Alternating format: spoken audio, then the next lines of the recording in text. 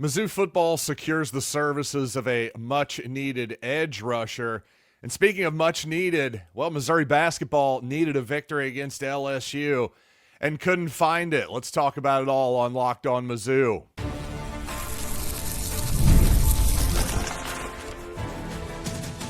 You are Locked On Mizzou, your daily podcast on the Missouri Tigers. Part of the Locked On Podcast Network, your team every day.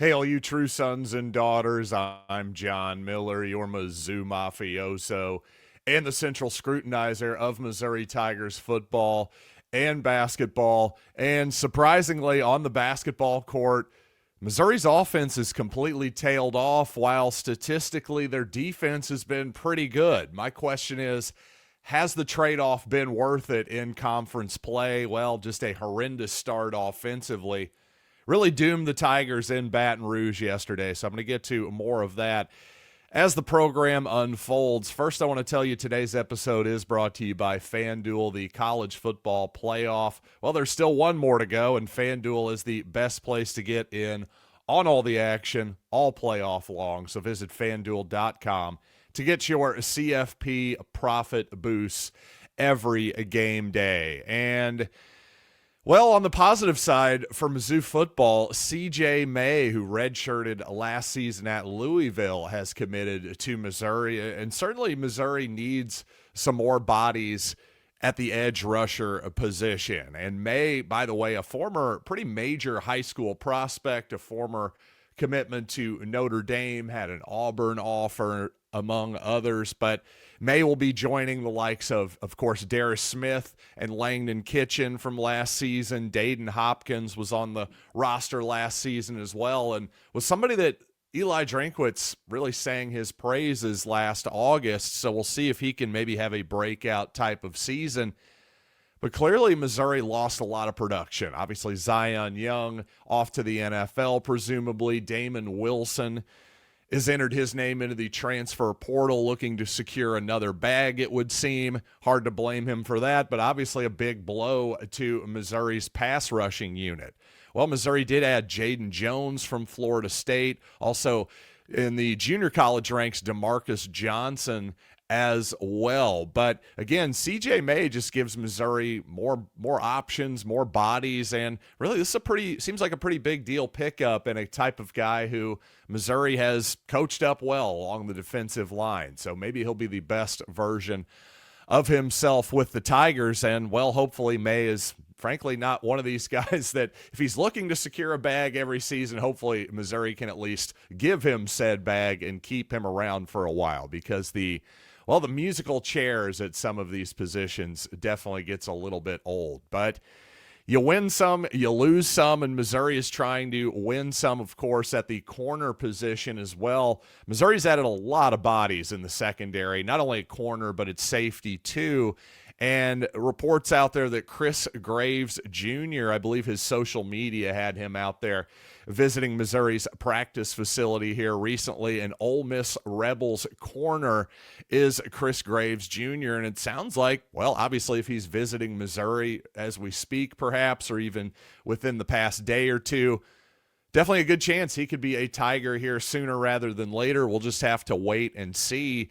And by the way, another Ole Miss player, Cayden Lee, a wide receiver, has entered the transfer portal. And according to Matt Zenitz over at On3, he's saying, hey, part of this is to keep Cayden Lee, this is to keep his options open. Trinidad Chambliss, of course, the current Ole Miss quarterback, well, they're hoping he's going to be the Ole Miss quarterback next season as well if he can get a waiver for a sixth season.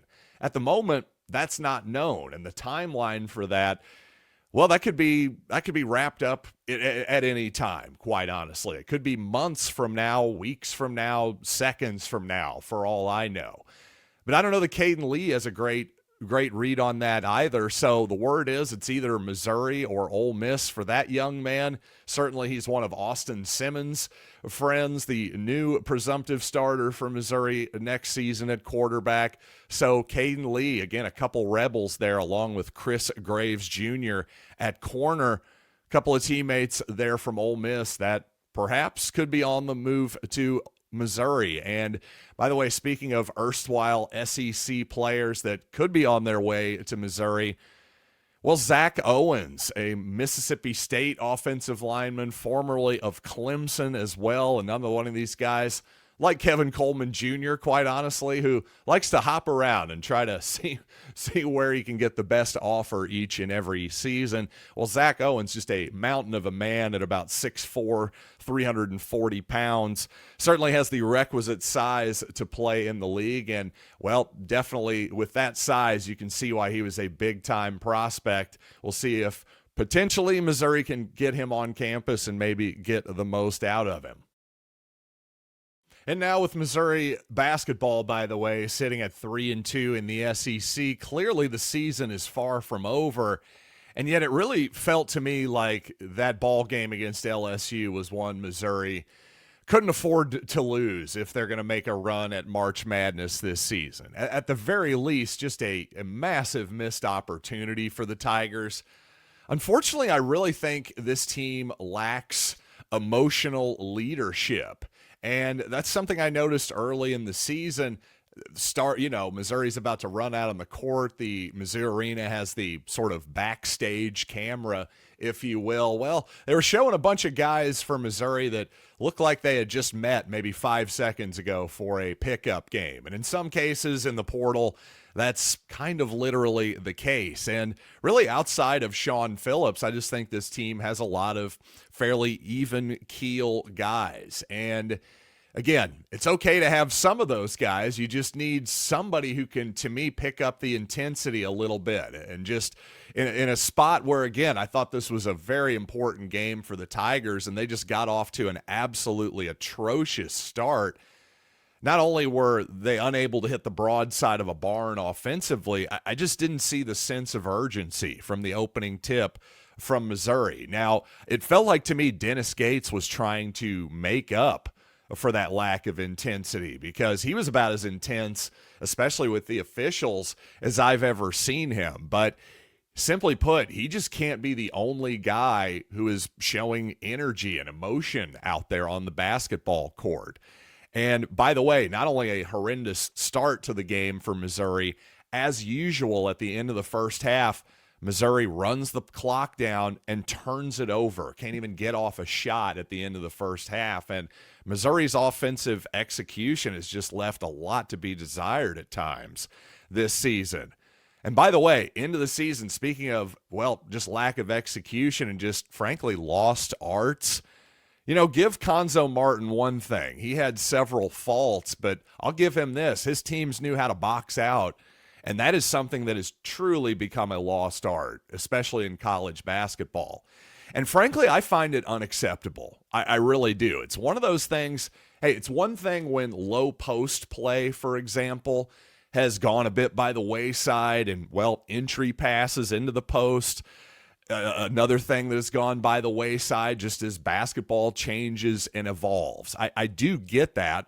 I don't love it, but I do get it.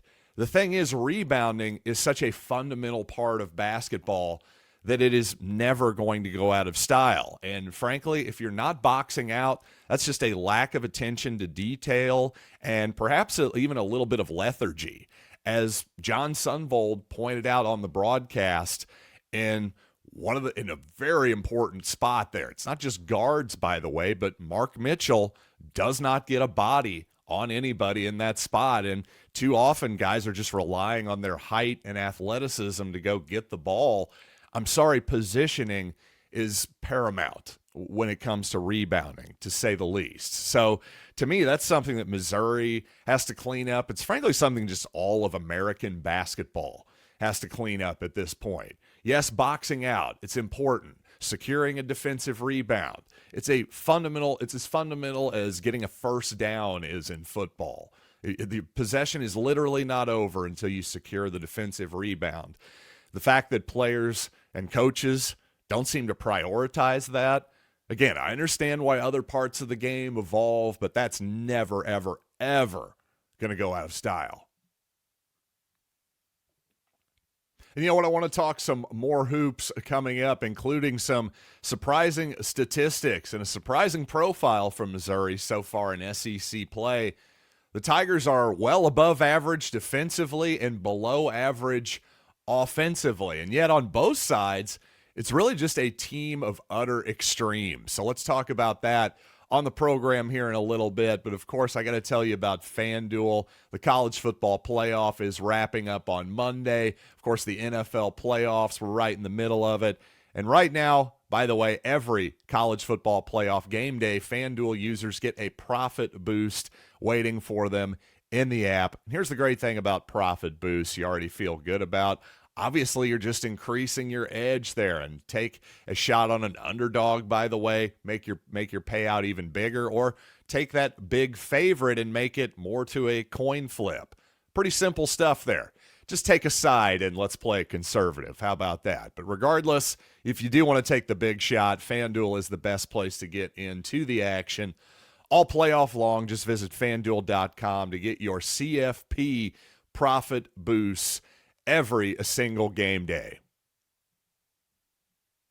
I have to say, I'm starting to wonder if C.Y. Young, the former Missouri assistant last season, now with the Miami Hurricanes, I'm starting to wonder if that's changing Missouri's style of play a little bit. And offensively, I just want to start by saying, when did Missouri stop running plays in the half court? Because to me, the Tigers need to start hunting shots for, in particular, Jacob Cruz and Trent Pierce. Those are your two best three-point shooters, I would say. And for outside of Jaden Stone, of course. And Stone got up 14 shot attempts yesterday, whereas Jacob Cruz was 1 for 5 and Trent Pierce was 3 for 4. In particular, Pierce, 4 shot attempts. That's just not acceptable. And it just seems like too often in the half court, Missouri is bogged down running similar action every single time, sort of pinch post stuff, maybe some high screen stuff, and far too often, well, they dump it into the low post to Sean Phillips. I'm sorry, that is not a recipe for efficient basketball. And Missouri, well, they just need to get up more three-point shots because they have guys who can make them. And really, again, 4 shots for Trent Pierce, that's inexcusable. As a coach, you've got to find ways to, again, just hunt shots for him. Get run him off a screen, whatever you got to do. You got to have more than that. And by the way, speaking of needing more, Anthony Robinson, once again, simply not good enough. He's regressed this year, and that's been a real problem for the Tigers. And Dennis Gates has seemed to have had it a little bit, at least in the second half of yesterday's ball game. He was basically shelved, ended up getting 17 total minutes yesterday compared to 28 for T.O. Barrett. And, well, unfortunately, with those extra minutes, T.O. committed 5 turnovers in the game. Anthony with 3 in his 17 minutes as well. 8 turnovers from that spot. That's unacceptable as well, quite honestly. And Barrett does seem to lose his balance an awful lot. That is one thing I noticed yesterday. And by the way, Sean Phillips was pretty good efficiency-wise offensively. It just, the offense slows down when he has it. And simply put, Phillips not a great defensive player. I know some people think that he is. I disagree. He certainly provides rim protection. There's no doubt about that. So he is very valuable in the paint as a deterrent. And actually defensively, at least so far in SEC play, would you believe that Missouri is number 1 against the 2-point shot? So that tells me that Missouri is doing a good job of protecting the paint. Unfortunately, defensively, the Tigers, once again, aren't great against the 3-point shot.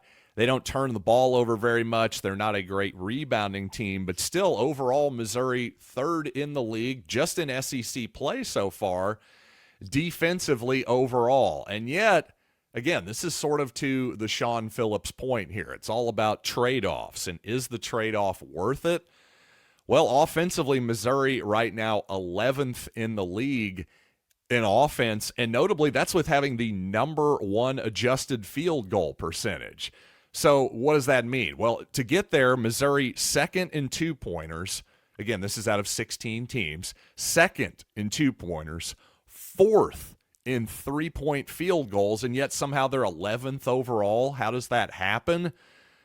Well, they're terrible at turnovers. They don't offensive rebound. They're the worst free throw shooting team in the league. And by the way, they're the slowest team in the league. And this is where I come back to the C.Y. Young observation a little bit. I just wonder how much Missouri's, well, just style of play has changed here because, of course, you're looking at who's number one in tempo. Unsurprisingly, the Alabama Crimson Tide. And that Missouri-Alabama game at Mizzou Arena last season was just an up and down, affair. Just a wildly exciting and entertaining basketball game if you like up and down, fast-paced basketball. Well, Missouri has gone very much the opposite direction this season and tends to not only walk the ball up court, but to me, just Missouri needs to get in the half court. Not only do they need to hunt shots and run specific plays to get Jacob Cruz and Trent Pierce better looks, but to me, they've got to make a conscious decision of getting shots up earlier in the shot clock. Those are the type of shots that when you get your early action, of course, it's going to be more efficient than your late shot clock action where you're kind of just throwing somebody the ball and hoping they can make something happen one-on-one. So to me, if you're the Tigers, you got to find a way to be quicker, to get into your stuff more quickly, and to get earlier shots up in your half-court sets. And, of course, I do have to give LSU some credit as well for finding a way to win without Cayden Thomas, their point guard, one of their best players for sure, and really everybody on LSU contributed. That was the thing. Nobody was outstanding necessarily, but every single person who played significant minutes was a positive contributor, including Rashad King, who was the least effective on paper anyway, but he hit the biggest shot of the game, I thought. A floater over multiple Missouri defenders from mid-range that was kind of the dagger of the game. And by the way, Markel Sutton with 14 free throw attempts. Man, the foul hunting of college basketball sure is fun, isn't it? But anyway, it also says, I don't know, maybe something about Missouri's defense in the basketball game as well. But I will say, from the Mr. Brightside perspective, the next two games are at home for the Tigers against Georgia and Oklahoma. Both games are winnable and, of course, well, losable as well. But let's just say for the sake of discussion that the Tigers beat Georgia and Oklahoma. Well, then suddenly the Tigers are sitting at 5-2, and that's still a heck of a start. I just wonder where the road games are going to come. The road wins are going to come for Mizzou if it can't win in Baton Rouge, because South Carolina and Mississippi State, for example, those are the ones on paper you would think would be the most winnable road games, but you almost have to win those two on the road, because the thing is, as much as Missouri is going to be a better team at home, they seem like they just play so much more freely offensively at home, for one thing. But they're not going to go undefeated at home. They're just simply not that good of a team. So you got to steal a couple on the road at least. And for Missouri to lose a winnable game against LSU, it's just disappointing we didn't show more of an effort, in my opinion, in this basketball game. And to the people who say, by the way, that the SEC basketball, well, it's not any good this year, I would just say, compared to what? Because I'm not seeing a lot of evidence of that. Now, you want to tell me that the SEC basketball isn't as good this season as it was last season? Well, that's probably true, but that was an historic type of season for the SEC. You not only had the defending national champions, you had Auburn make the Final Four, among other several really good teams like Tennessee, Alabama, among others. But based on the metrics, just take Ken Pom, number one. You look at the best conferences in the country. Well, who's number one? Right now, it's still the SEC. Again, not by the same margin as last year. So, again, compared to what? Compared to the rest of the country? No, the SEC is still pretty good in the best conference by most of the metrics. So definitely keep that in mind. And I appreciate y'all keeping this show in mind on this Sunday morning here. And by the way, if you want ad-free shows, audio only, you got to check out the Everydayer Club, lockedonpodcast.com/everydayer. It's $5 a month or $50 a year. And by the way, the best way to get in contact with me is the Everydayer Club as well. Our Discord app. Yes, you can just chat up me and all of our different Locked On hosts. We have a lot of fun over there. It's a fun discourse over on Discord. So check out the link in the description of today's podcast. And until next time, I am John Miller, and thanks as always for listening to Locked On Mizzou.